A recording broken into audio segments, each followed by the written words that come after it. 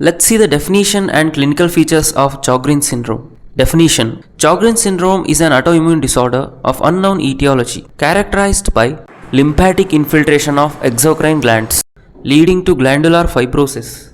That is a condition where the tissue of a gland is replaced by excess fibrous tissue which can impair the gland function, and exocrine failure. Salivary and lacrimal glands are commonly involved. Sjogren's syndrome can be classified into primary and secondary Sjogren's syndrome.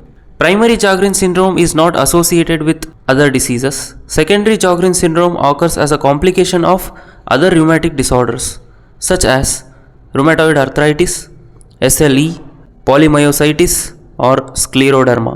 Let's see the clinical features. Patients are generally old, mean age 50 years, and more than 90% are women. In case of exocrine gland involvement, we can see dry eyes, that is a condition called keratoconjunctivitis sicca, occurs due to lacrimal gland involvement. The ocular symptoms of dry eyes are irritation, grittiness, and a foreign body sensation. Conjunctivitis and blepharitis are frequent, but keratitis can also occur.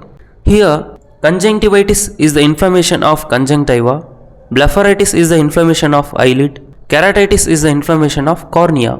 We can also see dry mouth, that is a condition called xerostomia, occurs due to salivary gland involvement.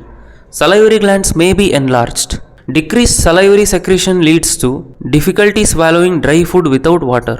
Oral dryness leads to increased risk of dental caries and periodontal disease. Vaginal dryness can lead to dyspareunia, that is painful intercourse. Exocrine gland involvement in the skin may lead to xerosis. Xerosis is a condition where the skin becomes rough and dry.